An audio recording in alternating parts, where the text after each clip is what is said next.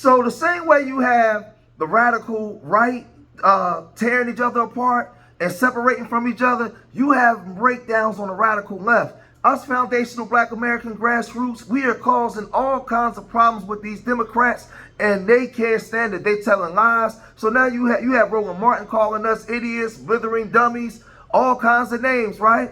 But then you have Stephen A. Smith, who, he's going back and forth with them, and he has a major platform. And when he speaks against the Democrats, it hurts, right?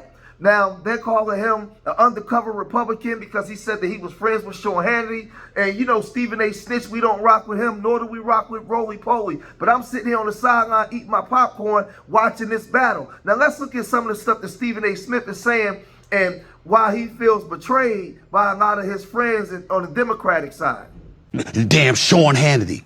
Sean Hannity and I being tight ain't got nothing to do with politics. It got everything to do with the fact that when everybody else had turned their back on me, that war. And it's like, no, that's my man. He ain't that person. What you talking about? Talking about the industry. You understand? Now, you in my life, I got love for you, we tight, and you gonna say like I betrayed the Black community? They talking about me with this politics. I can show you a speech that I gave in 2007, right before Obama took office. In 2010, at Vanderbilt University, I said, listen to this quote, politics. I wish for one election that every Black person would vote Republican. They're like, what? How can he say that? I said, it's simple. Since 1964, the Black folks, we have been giving our vote to the Democratic Party at an exorbitant rate. Therefore, they know they got our vote, and they don't have to cater to us as much as we need them to. The Republicans know they'll never get our vote, so they don't give a damn about us. And as a result, we're the only community in America devoid of representation, which is why we're considered disenfranchised. I'm tired of that. What I want is to put ourselves as a community in a position where both parties have to work to get our vote. Can I ask you this? Do you think you covering politics like you cover politics, in the words of your mans, is that good for business, your business? It has the potential not to be. We'll have to see. So far it is. I think I'm doing pretty good. So far it is, but it has the potential not to be. But here's the point. Cam, if I thought like that, I'd never be here.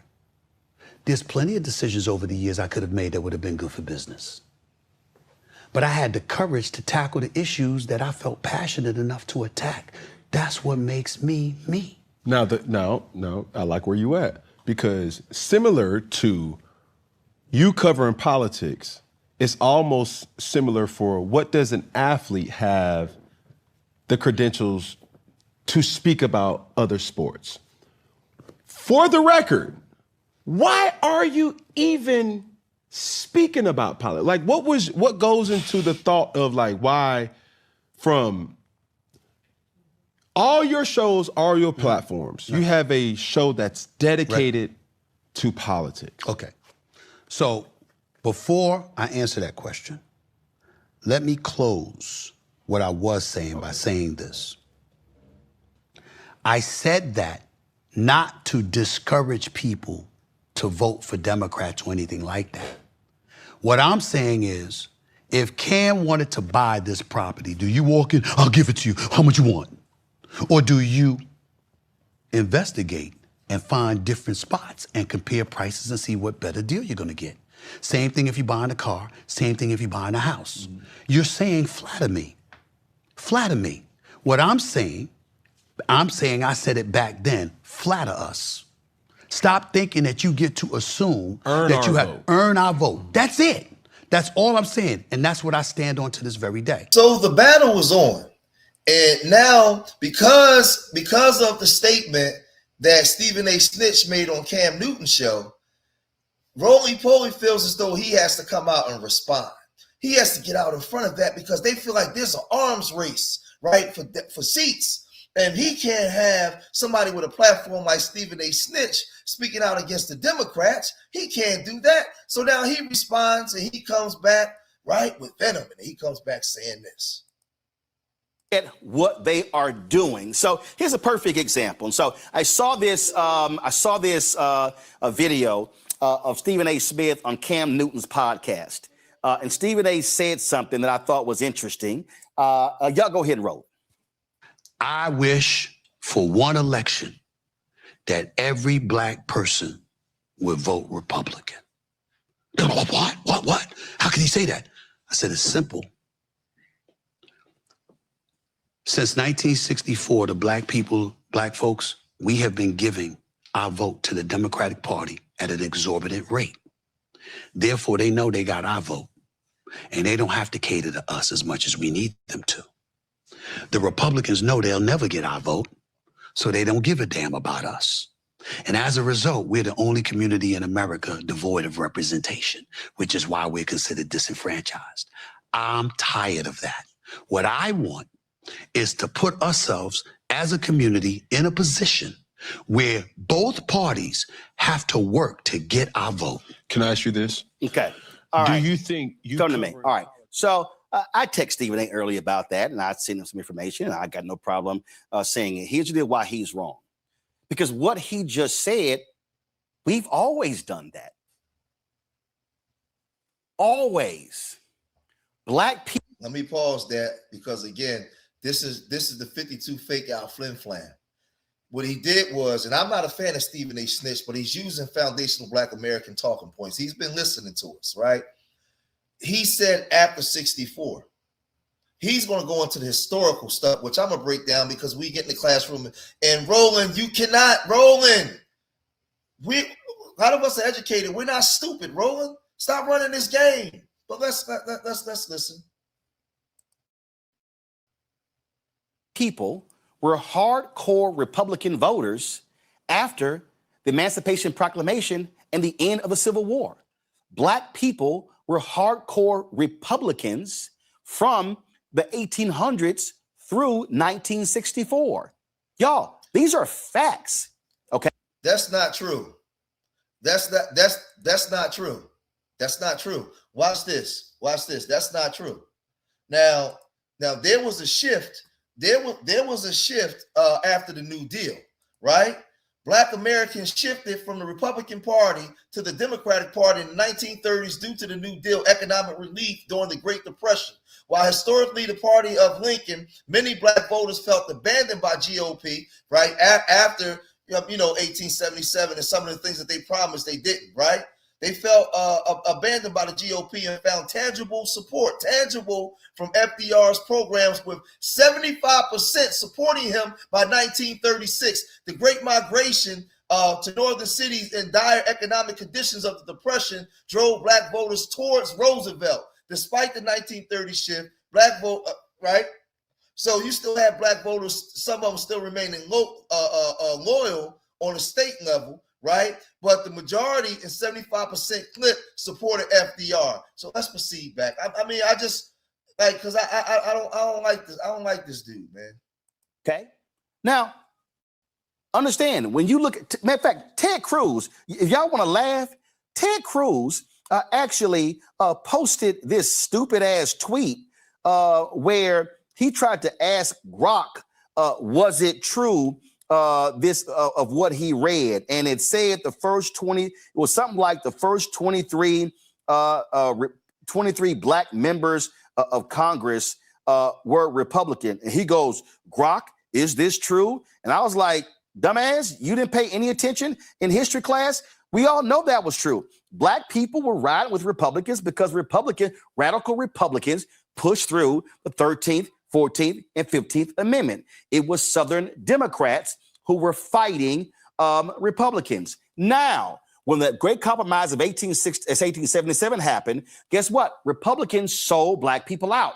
Black Republicans called out Republicans by saying, y'all sold us out. Y'all left us out to pasture. Congressman White gives his Great Phoenix speech. He was the last African-American who was in Congress from North Carolina, and he gave that great speech on the floor of the House. Now, guess what? Herbert Hoover was a Republican president. Herbert Hoover was leader of the Lily White Party. Herbert Hoover, black people still voted for Herbert Hoover because Democrats were worse. What happens in 1948? You now begin to see Democrats nationally begin to embrace. They put civil rights in their plank.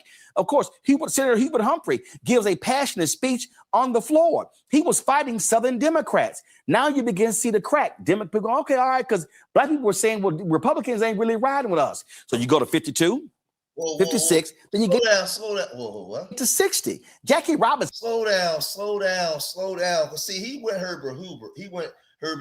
But let's go over to Eisenhower, right? So Black Americans showed modest temporary shift towards Republican Party during the 50s, right? He didn't during Eisenhower, driven by his personal popularity and dissatisfaction with Democratic alternatives, rather than a full realignment. While Eisenhower gained support from the 52 to 56, particularly in urban areas like Illinois' first district, the shift was limited, right? So the reason why they went over there, despite being a moderate, Eisenhower took action on civil rights, including signing the Civil Rights Act of 1957 and deploying federal troops to integrate schools, right, in Little Rock, right? So he gonna leave that part out. So at that time, we were over there with the Republicans, but then we started to shift over towards FDR. And the reason why Jackie Robinson didn't rock with FDR, right, because FDR was a staunch racist. He was a staunch racist. The only thing that really gave him some saving grace is because he signed the Civil Rights Act, right? Because he saw what Eisenhower had did and how Eisenhower got the popularity. Man, listen, they play too much, man. They think people stupid, right? But we ain't. We go in the classroom over here. But let's go back. When I was debating him, I couldn't really get at him the way I wanted to because I was around a lot of people, important people. Listen, Black Republican was employing Richard Nixon to do more to get Black people's vote. Kennedy was sitting here being aggressive with it. Black folks shifted, solidified Black support to Stephen A. started in 64 when Senator Barry Goldwater opposed the 1964 Civil Rights Act. Black people said, oh, hell no. Jackie Robinson, Black Republican, campaigned against LBJ. Barry Goldwater then votes against the 65 Voting Rights Act, calling it unconstitutional and unnecessary. So the reality is Nixon comes in 68. But the only reason why they brought that because of what Eisenhower did. He understood that they already studied us and saw the shift. They saw the shift with FDR and the New Deal, right? They saw when we had no choice, right, under Hayes in 1877, right? And when they took the troops out, we got slaughtered, right? During Reconstruction. Then in the New Deal, we went over with FDR. So we went with whoever was bringing us the tangibles at the time. But he asked what Stephen A. Snitch asked was, after 64, we've been whoring ourselves out to these Democrats with no tangibles. And now you allocated all of the funds over to immigrants and POC. So now nothing comes back to our community. He's not going to respond to that because the Black Democratic strategy was to go after and bring these immigrants in to bolster up the numbers and hope that they would be sympathetic towards your plight. And we will vote basically in POC on the same voting block. They're voting in their interest because they have more numbers. They're not voting in people of color. They're voting for their interests alone, separate from Black people. So it's been a colossal failure. And it's funny, he said a whole bunch of word salad, but never dealt with what Stephen A. Snitch said. That's why we picked this stuff apart in the classroom. But let's listen to some more. The Southern strategy appealing to white voters. The Republican Party since 1964 has been anti-Black and pro-white. Their entire agenda has been to appeal to white voters. Now, this is very simple. What I would tell Stephen A. is Black people ain't dumb. Black people have not given our vote away. Black people have made the decision that white people have not weighed. He's not answering the question. He said the Democrats since 1940, since the 1964, what have they done? He's not answering the question. That's the part that's disingenuous. Y'all saw it in the beginning of the video. He's being disingenuous. Black people, I need all y'all people who love saying, yeah, you a shield for the Democratic Party. Just listen to this here. Black people have always been smart with our vote. Because you know what we said? We said, okay, who is fighting for our best interests? From 1865 through 1960, it was Republicans. Black people said, here my agenda. It wasn't 1865 to 1960 as Republicans. I just showed you that that's not true. That's why we shifted at 75% over to FDR during the New Deal. Why are you lying? Like, what? Man, this guy is something else. And now after 64, what we saw after our grandparents and great-grandparents generation died off, you guys haven't been fighting on our best interests. Look at Democratic-run black cities. Look at Philadelphia. Look at Cleveland. Look at Cincinnati. Look at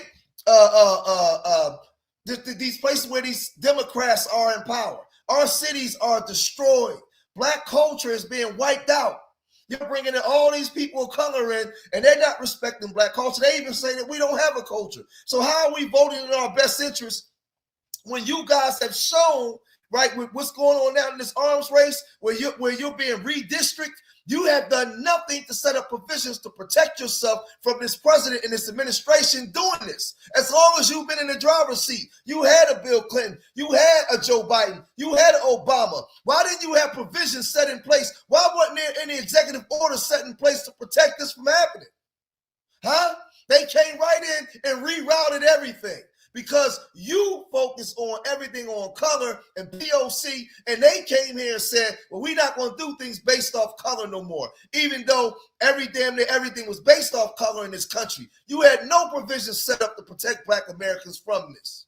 None whatsoever. But now you want to sit on and come on here and lie to the American public when you doing this right in front of our face. We see you doing this. Everything is based off of POC. And not specifically for black Americans. So now you say black Americans' freedom is under attack. Yes, from you Democrats. We already know what the Republican history and what they're doing. But you turn all of our stuff into POC. And you want to give rights to the Skittles crew and protected class groups and everybody else. So now the W man is saying, well, what about the white man? They feel like they don't have a say-so no more. And in their minds, they feel like the only reason why you have it because we gave it to you. They walking around saying, make America great again. You got us ashamed of being white. So now these white men are taking back power because you already gave it to them. The minute, man, we in trouble, y'all. We in trouble unless we get ourselves together. We got to get these people out the driver's seat because they're running us into a river, man. They're running us into a river with no life, but with no life jackets. Who is supporting my agenda? Which one of y'all? And it was Republican. And then when Democrats embraced black agenda and Republicans didn't, black people went, we voting Democrat. Y'all, this is the equivalent of being at a dance and you want to dance. And you like, well, who gonna ask me to dance? Well, the Republicans don't even look at you, don't even talk to you, and walk right past you. And then when you go to Republicans, they say, get your ass back. I ain't dancing with you, but I want to dance. So Democrats are looking my way. Now, I'm going to go dance with them. See, y'all need to stop saying that black folks are giving our vote away. No, we are making strategic decisions. So when Stephen A. says they should compete, Stephen A., Republicans do not want to compete for the black vote because they benefit from the white vote. No Democratic president has gotten a majority of the white vote since 1964. There's a reason, because they support the pro-white supremacist party. I'm gonna give you some data before I bring up Michael Harriot. No, and you guys support the first of all, you guys sway back and forth depending on what's benefit, because I can show videos of Democrats going hard against immigration and Republicans going hard for immigration. So there's always they play this game and this shift and they play back and forth. But Roland Martin is a liar, and Roland Martin is not a black news station. Roland Martin is a Democratic news station only. He doesn't bring on people that has dissenting opinions. right? Of people that can really give a breakdown, and you can show where you guys have failed. The conversation ain't about the Republicans, because I agree with that part. We haven't rocked with the Republicans because we know what the Republican Party has turned into, right? That's true, right? Since 1964. Fair enough, I'll give you that. But what has the Democratic Party turned into as well? Huh? Look at our communities. What have they turned into? Show me what president signed any executive orders for reparations to repair some of the things that should have been placed. Every executive order of things that you signed in for was for people of color that benefited all of the groups, not just us, to repair us as a people. It was for everybody. And those same groups are the same groups that come here and undermine us that Dr. Claude Anderson warned us about. But you won't bring the people on here that can intellectually break this down and show you where you guys are in error. That's why you guys are liars. And that's why you're going through what you're going through now, because God don't like ugly. You're paying for it. You're paying for your sins. And these Latinos now who have larger numbers than us ain't rocking with us. So what you did was you gambled and you lost. But we'll see. We'll see how this thing goes. You couldn't get things passed on the floor, right? Or through the Senate. So you said, we'll go POC and boost our numbers up. And you got a rude awakening because those immigrants don't like us. And they got their own interests, as they should. So now things is unraveling. Y'all gotta let me know what y'all think, man. If you made it this far in the video, hit that like button, subscribe to Street Media TV. Leave your comments in the comment section. Remember, I love y'all. Until next time, peace.